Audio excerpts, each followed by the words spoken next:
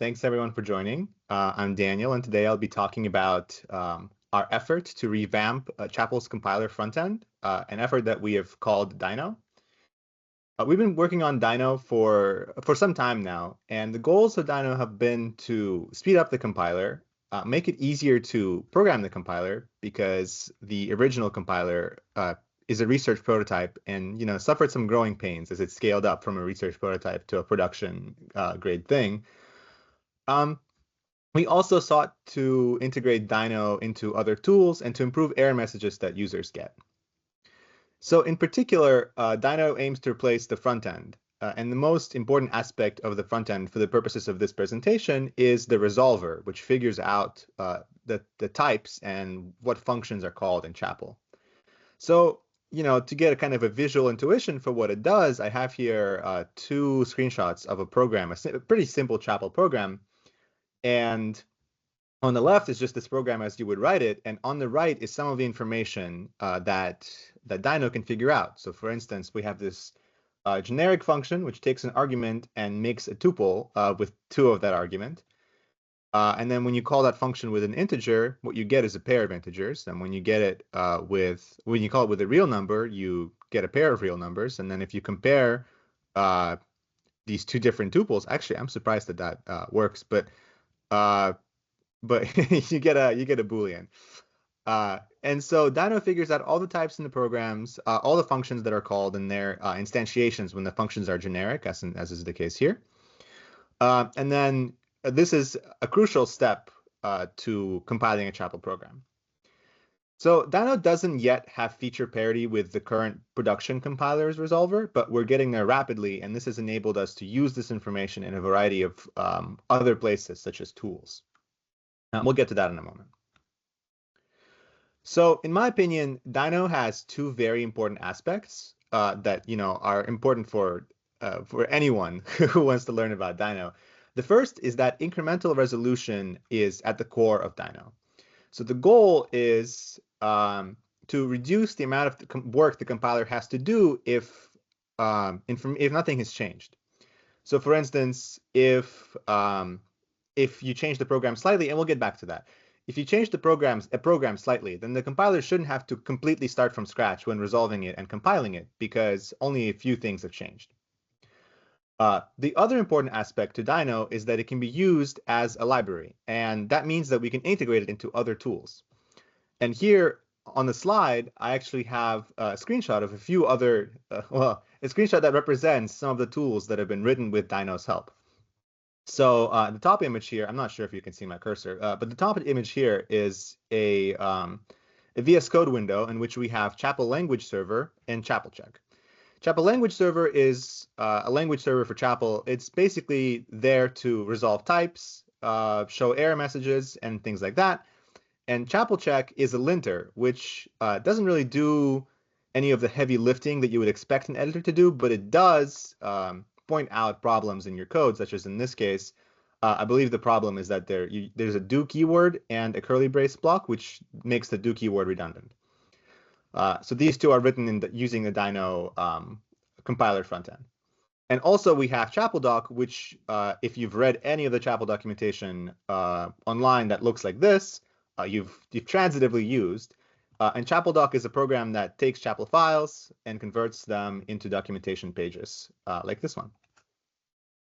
So let's talk about incremental compilation first, because it's kind of at the core of Dyno, and it comes up in tools as well. It's important for tools that Dyno has incremental compilation.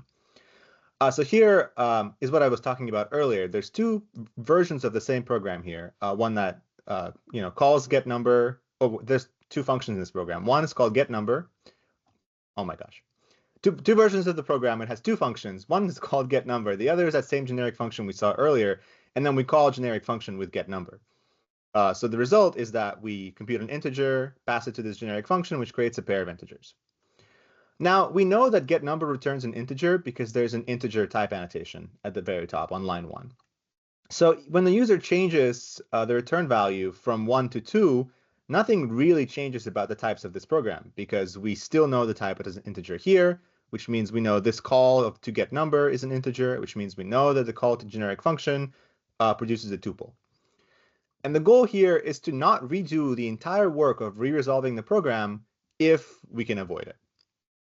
And I believe that what I would do now is demonstrate something like this in practice. So what I have here is a tool called Test Interactive. And this tool, what it does is just runs Dyno on a file and prints the type information of every single expression that it can find. So you can actually see that I ran it earlier on this demo program, and it resolved the call to generic function, resolved the call to get number, and then figured out that the variable x is a pair of integer 64 and integer 64. The important aspect to this is that the instantiation, so computing all this information took what Dyno says is 4,000 queries. And queries are effectively just function calls. We don't really have to understand what they are. For the purposes of this demo, you can think of them as units of work. So it took 4,000 units of work to resolve this program. And then I'll just rerun this. And so resolving it the first time, you will always have to do 4,000 units of work. But if the program hasn't changed and you want to recompute and see if any of the types have changed, so here I will press Y or type Y to have Dyno rerun this information or rerun this computation. It takes only 101 queries. There's still a few queries necessary. I think those have to do with like loading files from the file system and things like that. But generally speaking, we did about 40 times less work to resolve this program the second time. And that's because nothing has changed. And now what I'll go and do is open this program in VS Code. Here it is. And change this number. So it was 2 already. I guess I'll change it to a 1. Save it, and then rerun again. So in this case, we ran slightly more queries, 133, but still a lot fewer queries, or much fewer queries than 4,000.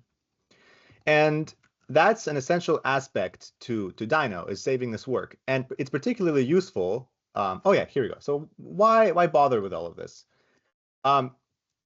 It's rare that you edit a program as small as Hello World.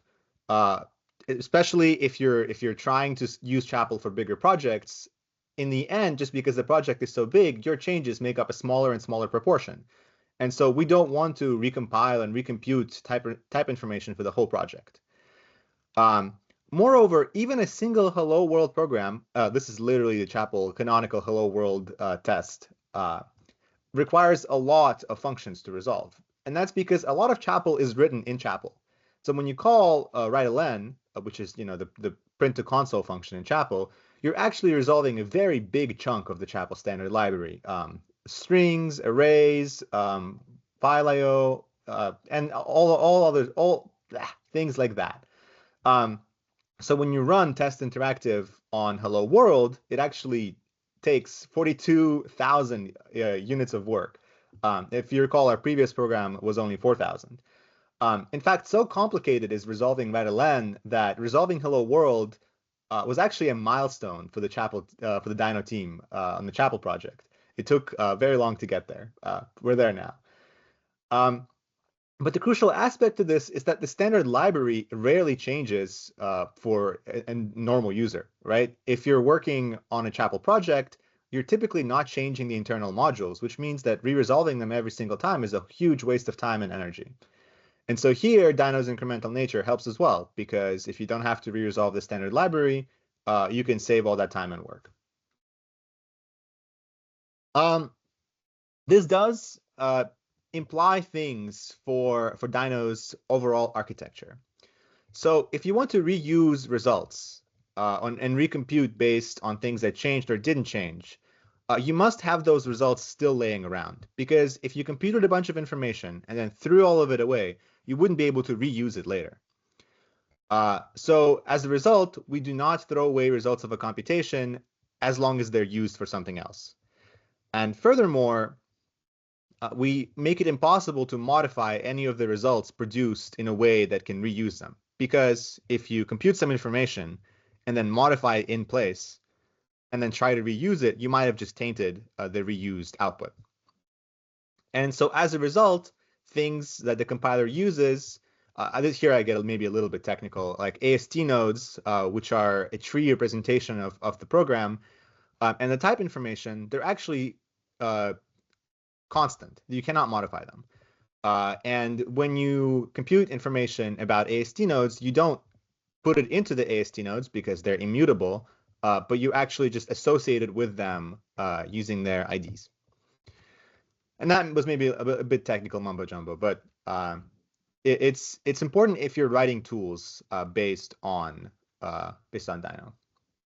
And we'll get to that next. So Dyno is written in C++ like the rest of the Chapel compiler, and exposes many, if not most, of its functions as a C++ library. So the production compiler integrates Dyno by using that library. And in fact, there's also tools that use the C++ library to do things. So earlier we talked about ChapelDoc, and ChapelDoc is a C++ program that leverages the Dyno library. More recently, we've also developed a Python wrapper around this, which provides a higher level interface and makes it more convenient to start using Dyno for tools. So the Chapel language server and linter, which are used in editors, were written using the Python interface. And so I guess it kind of looks like this, but I'm going to click and it's going to change slides. Lovely. So the C++ API is more fully featured because it really exposes Dyno as it is, but it is lower level. And by virtue of being lower level, it can also be faster because you don't have to go through Python and the reference counting and object management and memory allocations and all of that garbage collection. And that's what the Chapel compiler uses and what ChapelDoc uses. I think I mentioned that already. Whereas the Python library, it exposes only certain features and in a way that is Pythonic. But the nice thing about that is that you can get started really quickly because you don't have to set up a C++ build system or do anything like that. And you can use packages from the Python ecosystem. So you can just pip install things in addition to the Chapel package and then get hacking pretty fast. And that was a huge benefit to developing the language server because Python's ecosystem had nice support for building language server tools. I should also mention that a project called Arcuda, which is one of the biggest applications of Chapel that we know of, uses the Python framework to generate some code in Chapel. So it uses the Python script to analyze Chapel code and generate more supporting Chapel code. Which helps reduce boilerplate for the developers and actually improves functionalities in certain cases, though I do not have time to go into that here.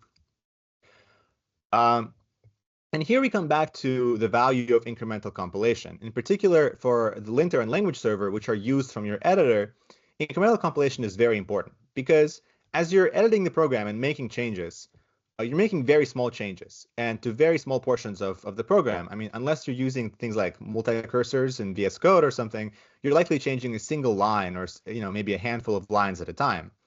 And that means that the rest of the file doesn't change. And if you can avoid re-resolving and retype inferring that whole file, you can get live feedback to the user, including types and error messages and things like that. And maybe, let's see. So I was going to demo this. Let's see if it works. Right. So here I have a program which, what does it do? Let's see. It basically converts a loop expression in Chapel to an array. And it does this just by assigning the loop expression to a variable. So it infers here, this output is maybe leaves a little bit to be desired, but this says that A is a one-dimensional array of pairs of integers and booleans, which is produced by this expression, which iterates 10 times, and for each iteration creates a pair of that iteration's index and a boolean produced by foo. Anyway, what I will do is restart Chapel language server, and I want you to pay attention to how long it takes for the first time to compute this information. So the program will be uninferred for a while, and then eventually we will get this result. But then if I go about editing this program, maybe I'll change this bool to an int and save. Wow, it already changed. Yeah.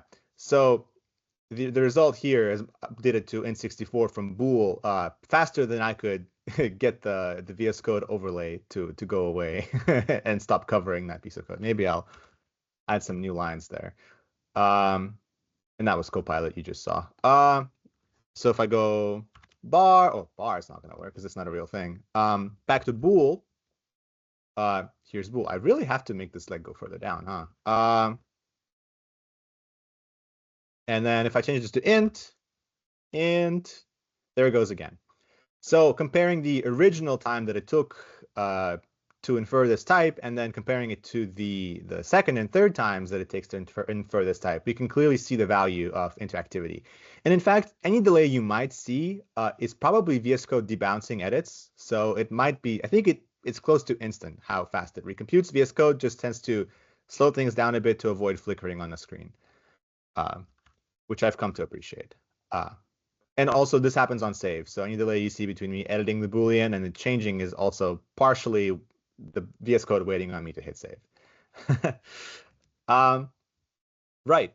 And the nice thing about the fact that we have a library for the Dyno front end is that we can use it for tools. And recently we published a blog post on the Chapel blog about using the Chapel compiler to develop language tooling.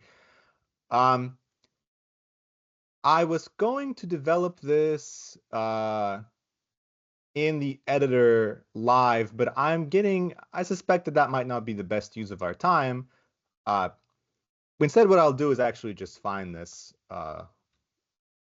this article on the Chapel blog and show you the program that I was gonna, write up live. Let's see. Here it is. All right.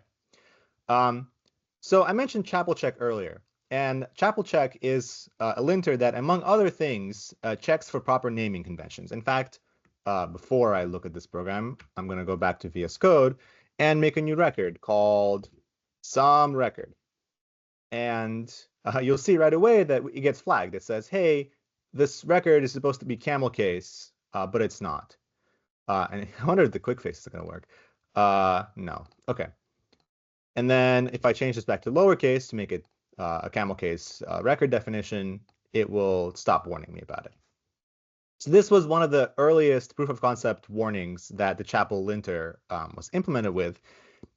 And this program on screen now actually implements pretty much that entire warning in maybe 14 lines of code, 3 of which are imports. So the Python API basically lets you import Chapel, and then parse all the modules in a file, and then just iterate those modules, find all the records, and identify all records that are not camel case. And although it might seem like this is a very niche thing, especially since Chapel check exists, the point is that you can make your own rules. Like you can make your own rules, or you can do pretty much anything you want with Chapel code because it's very easy to leverage the compiler to analyze it. And I'm making record time, so I think that might be all that I have prepared. So I suppose now I can pause for any questions.